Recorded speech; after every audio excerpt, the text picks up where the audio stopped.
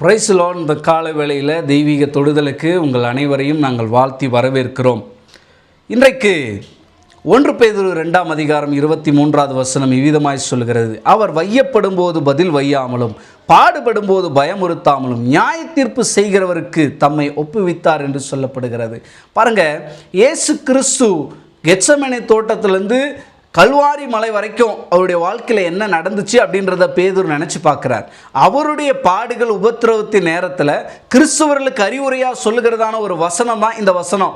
கிறிஸ்தவர்கள், சிதறடிக்கப்பட்ட கிறிஸ்தவர்கள், பொதுவான கிறிஸ்தவர்கள் என்று சொல்லி பேதுருவின் காலத்திலே வாழ்ந்த ஒரு ஜனக்கூட்ட கிறிஸ்துவை ஆராதித்த ஒரு மக்கள் கூட்டத்திற்கு பேதுரு சொல்லுகிறதான ஒரு அட்வைஸ் என்னன்னா, இயேசு எப்படி சைலண்டாக இருந்தார், வாய் திறக்காத ஆட்டை போல இருந்தார். பாருங்க, இந்த வசனம் நமக்கு என்ன தெரியுமா சொல்லுது? சைலண்ட் ஒரு பவர் அப்படின்னு சொல்லுதுங்க. எத்தனை பேர் நம்புறீங்கன்னு எனக்கு தெரியல. சைலண்டாக இருக்கிறது ஒரு பவருங்க.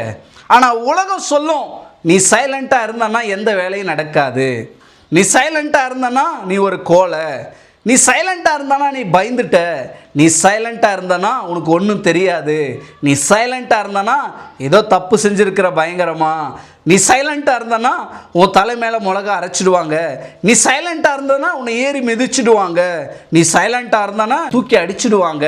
இப்படி எல்லாம் உலகம் சொல்லுங்க. சொல்கிறேன், உலகம் சொல்கிற அந்த வயலண்ட்டுக்கு நேராக நீங்கள் போகிறீங்களா, இல்லை இயேசு சொல்கிற சைலண்ட்டுகளை வர விரும்புகிறீங்களா? இந்த வசனம் பதிலுக்கு பதில் வையாமலும் அப்படின்னா அது என்ன அர்த்தம்? இயேசு கிறிஸ்துவை தூஷித்த போது அவரும் தூஷணை பண்ணல, இயேசு கிறிஸ்துவை அடித்த போது அவரும் அவங்கள என்ன பண்ணல, திருப்பி அடிக்கலை. இயேசு கிறிஸ்துவை பயமுறுத்தின போது அவரும் திரும்ப அவங்கள என்ன பண்ணல, பயமுறுத்தலை. இயேசு கிறிஸ்துவை காரி துப்பினாங்க, உடனே அவரும் காரி துப்பலை. இயேசு கிறிஸ்துவை சபிச்சாங்க, உடனே அவரும் அவங்கள என்ன பண்ணல, சபிக்கலை. அப்போது யோசிச்சு பாருங்க, இயேசு இது எல்லாத்தையும் பொறுமையோடு ஏற்றுக்கொண்டார். இது எல்லாத்தையும் ஏற்றுக்கொள்ளுகிறதான மனப்பக்குவம் அவருக்கு இருந்துச்சு. அவர் அதனால் சைலண்டாக இருந்தார். இயேசு கிறிஸ்து இதெல்லாம் ஏற்றுக்கொண்டு கூட அவர் ரொம்ப சைலண்டாக தாங்க இருந்தார். அவர் சைலண்டாக இருந்ததுனால அவர் தப்பு செஞ்சிட்டாரு, அவர் பாவம் செஞ்சிட்டாரு அப்படின்னு உலகம் சொன்னாலும் உண்மை அதுவல்ல. இயேசு சைலண்டாக இருந்தது வீணா போகலைங்க.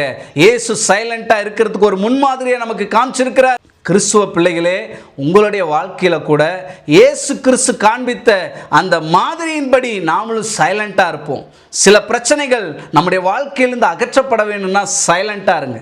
நிறைய பேருடைய வாழ்க்கையில் பிரச்சனை வரத்துக்கே அவங்க சைலண்டாக இல்லாமல் இருக்கிறதுனால தான், வாயை கொஞ்சம் அடக்காமல் இருக்கிறதுனால தான், அமைதலாக இருக்காததுனால தான். ஆகையால் நீங்கள் அமைதல் உள்ளவர்களாக இருங்க, சைலண்டாக இருங்க. உலகம் என்ன நினச்சாலும் நினைக்கட்டும். ஆனால் அந்த சைலண்ட்டை இயேசு கிறிஸ்து மரணத்துக்கு அப்புறம் ஒரு பெரிய வைப்ரேஷன் வந்துச்சு பாருங்கள், பூமியெல்லாம் அதிர்ந்துச்சு பாருங்கள். இயேசு கிறிஸ்து சைலண்டாக இருந்தது எவ்வளோ பெரிய பவர்ஃபுல்லான ஒரு விஷயத்தை கொண்டு வந்தது பார்த்தீங்களா? அமைதியாக இருந்தது. கல்வாரி சிலுவைக்கு அப்புறம் 3 நாள் கழித்து இயேசு மரணத்தை ஜெயித்து எப்படி எழுந்தார் பார்த்தீங்களா? எவ்வளோ ஒரு பவர்ஃபுல்லாக எழுந்தார் பாருங்க. நான் சொல்கிறேன், இன்னைக்கு உங்கள் வாழ்க்கையில் வர எல்லா பிரச்சனையிலும் கீப் சைலண்ட், கீப் குவைட். ஏன்னா நீங்கள் கீப் சைலண்ட்டாக, கீப் குவைட்டாக இருக்கும்போது தான் உங்களுக்கு அடுத்தது ஒரு பவரை ஆண்டவர் கொடுப்பாருங்க. இன்னைக்கு சத்தம் போட்டாதான், கலாட்டா பண்ணாதான் எல்லாத்தையும் சாதிக்க முடியும். இவங்கெல்லாம் இப்படி பேசினா திருந்த மாட்டாங்க பிரதர், இவங்கெல்லாம் இப்படி பேசினா இப்படி வரமாட்டாங்க பிரதர், இவங்கெல்லாம் இப்படி பேசினா இப்படி கொடுக்க மாட்டாங்க பிரதர். இல்லை, நான் சொல்கிறேன், சைலண்ட்டாக இருங்க, சைலண்ட்டாக இருங்க. சைலண்ட் ஒரு பவர், சைலண்ட் ஒரு வெப்பன். சைலண்ட்ன்ற வெப்பனை எடுத்து நீங்கள் பயன்படுத்துங்க. சைலண்ட்டு ஒரு பவர் மாறிங்க. அது எல்லாராலும் சைலண்ட்டாக இருக்க முடியாது. அந்த பவரை யார் அனுபவிக்கிறாங்களோ அவங்க மட்டும்தான் சைலண்ட்டாக இருக்க முடியும். எப்போ பார்த்தாலும் சண்டை போட்டுட்டு கத்திக்கிட்டு இருக்கணும், அப்போ தான் இவங்கெல்லாம் அடங்குவாங்க, பயப்படுவாங்க. இல்லை இல்லை இல்லை இல்லை, இது உலகம் சொல்கிற ஃபார்முலா. ஆனால் இயேசு சொன்ன ஃபார்முலா என்ன தெரியுங்களா? அவர் வாய் திறவாத ஆட்டை போல இருந்தார், சைலண்ட்டாக இருந்தார். அதனால தான் அவர் பவர்ஃபுல்லாக, அவருடைய வல்லமையை உலகம் கண்டது. இப்படிப்பட்ட பிரச்சனையை நீங்கள் கடந்து போனாலும் சைலண்ட்டாக இருங்க. Keep quiet, keep silent. ஆண்டவர் நிச்சயம் உங்களுக்கான ஒரு பவரை கொடுப்பார், உங்களுக்கான ஒரு பலனை கொடுப்பார், உங்களுக்காக கத்த செயல்படுவார். இயேசு நமக்கு காண்பித்த மிக சிறப்பான முன்மாதிரி கீப் சைலண்ட். கண்களை மூடி ஜெபிப்போம். அன்பின் பரலோக பிதாவே, இந்த காலை வேளையிலே ஆண்டவரே, நாங்கள் உம்முடைய அடிச்சுவடுகளை பின்பற்றி நடப்பதற்கு எங்களுக்கு கிருபை தாரும். எங்கள் வாழ்க்கையில் வருகிற அநேக பிரச்சனைகளுக்கு காரணம் நாங்கள் அமைதலாக இல்லாமல் இருப்பது தான். நாங்கள் சைலண்ட்டாக இல்லாமல் இருக்கிறது தான் ஆண்டவர் அநேக பிரச்சனைகளுக்கு வழியாக இருக்கிறது. அது அநேக பிரச்சனையை உண்டு பண்ணுகிறது. நாங்கள் எங்கள் வாய்களை காத்து கொண்டு சங்கீதக்காரன் தாவீதைப் போல என் வாய்க்கு காவல் வையும் ஆண்டவரை, உம்மை போல வாய் தரவாத ஆட்டை போல நான் இருக்க விரும்புகிறேன், நீங்கள் எனக்காக எல்லாத்தையும் பார்த்துக்கோங்க அப்படின்ற அந்த விசுவாசத்தை ஒவ்வொரு பிள்ளைகளுக்கும் கர்த்தர் தருவீராக.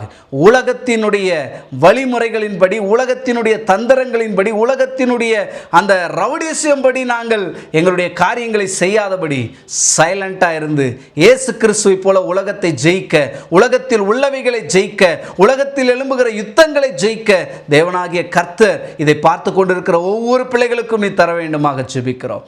சைலண்ட் அது வெறுமையானதல்ல, அது வீணானதல்ல, அது ஒரு பவர், அது ஒரு வல்லமையானது, அது ஒரு பலனானது என்பதை உணர்ந்து வாழ உதவி செய்யும். ஆசீர்வதியும். இயேசு கிறிஸ்துவின் நல்ல நாமத்தில் வேண்டிக் கொள்கிறோம் பிதாவே, ஆமேன். கர்த்தர் நம்ம எல்லாரையும் ஆசீர்வதிப்பாராக. பிரைஸ்.